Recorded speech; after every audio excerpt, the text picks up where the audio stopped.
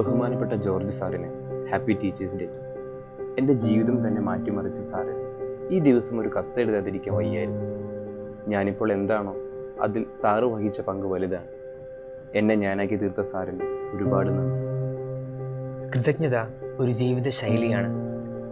വിശുദ്ധ ഇഗ്നേഷ്യസിൻ്റേതുപോലെ ഓരോ ദിവസവും ഓരോ നിമിഷവും പുൽകേണ്ട ഒരു ജീവിത ശൈലി.